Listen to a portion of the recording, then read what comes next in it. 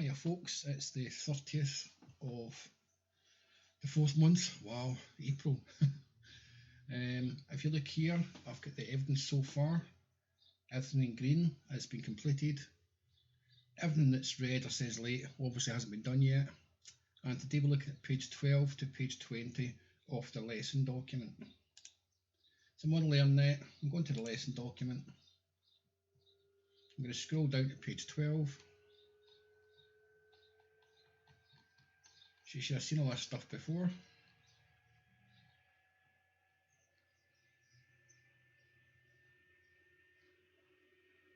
That takes us to here. I'll increase the zoom a bit.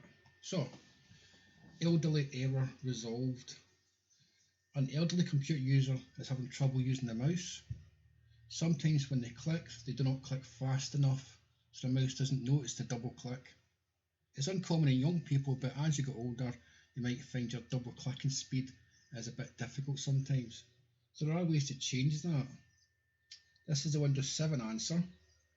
In the control panel, mouse properties, you'll find this bit that says double click speed, and you can increase the double click or slow it down so it gets detected better. In Windows 10, similar idea, mouse options, and it's the same thing there too, it's the same sort of place to go. What you want to do for the first activity is using your own operating system, and I found a spelling mistake already, so I'll fix that. Provide a screenshot with your answer to the question about the person who has trouble double clicking.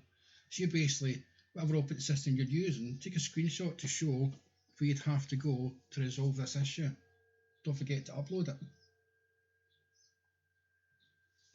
Page 14, I talk about the BIOS. I'm hoping you've done a bit to do with hardware already, so you'll know what the BIOS already is. It's the basic input-output system. Here's an example of an old BIOS. It's very textual based, not very graphical. And the idea is a BIOS will show you all of the hardware that's currently attached to the computer before the operating system starts up. To get into a BIOS, it depends what machine you have. Sometimes you press the delete key, or you press the escape key, or F2. It could be lots of different combinations. You have to look that up yourself on your own machine. But either way, the BIOS lets you see what hardware is attached. So drives, right? Is there any floppy disk drives, CD drives, DVD drives, hard disk drives, solid state drives? All these different things can be attached. How much memory you have, so much RAM's in the machine, how fast the processor is. Lots of different things in there to look at. Here's an example of a slightly more modern looking BIOS. You know, I've nicked this picture off the internet. I can't guarantee this is an actual picture of a BIOS. It could be some piece of software that runs in the Windows that gives you access to the BIOS, but either way, it gives you all the basic information, but it's more graphical. When you're looking in the BIOS, you can find some information out. For example, in the old BIOS, the one that was blue, it gives you information about certain things. It gives you information about a hard disk drive. It gives you this code here. For this activity, I want you to find out about this drive. Now, it'll be a very old drive, but it will pop up on Google. Who's the manufacturer? Is it PATA or SATA or SSD? You might find it's also called IDE, which is the same as PATA. How much space does it have in gigabytes? And what's its physical size? Is it a 3.5 inch hard disk drive? Is it a 2.5 inch hard disk drive? Basic information like that. And again, upload the evidence. Moving on from there, this is some common hardware and software errors. So sound error resolved.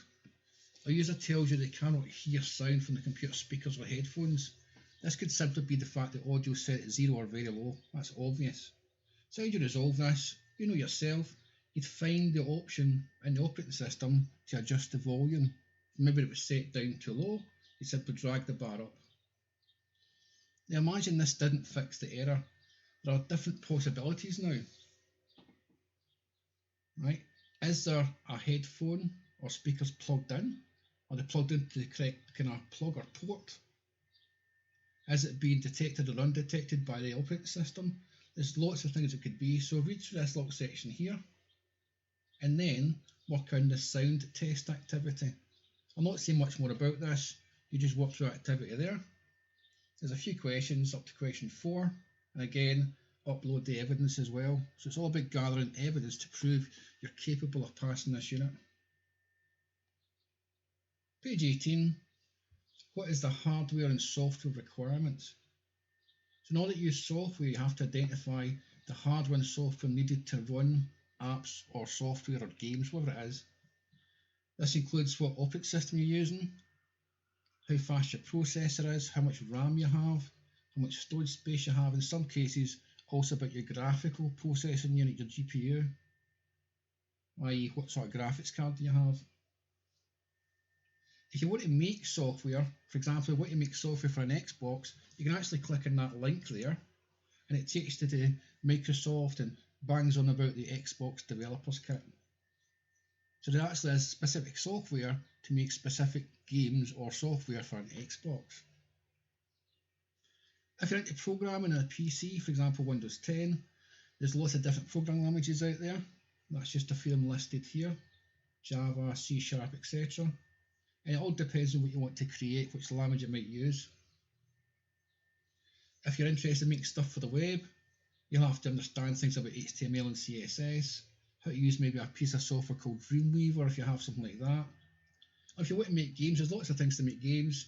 Phaser.io is a website you can go to. It shows you how to make games that work on the web. If you're interested in doing anything to do with say Android devices, again you can go about and find out about this thing called Android Studio, which is basically owned by Google, but the software is free and it lets you help you make apps for Android as well. Now Android Studio itself has system requirements, and as you can see here it works on lots of different platforms, so you can install the software if you have a Mac or Linux or even a Chrome machine. I've never used one of those before yet. But the Windows one says there, let me see, it bangs on about the RAM, which version of Windows you're using, how much storage space you need, and of course your graphics. You'll find that although it says minimum or recommended, you always have to boost it. So in this section here I talk about maybe having more of everything, more memory, more storage space, faster processor, right, lots of different things you might want to include. Now Microsoft have a piece of software called Visual Studio 2017, and there's its requirements there.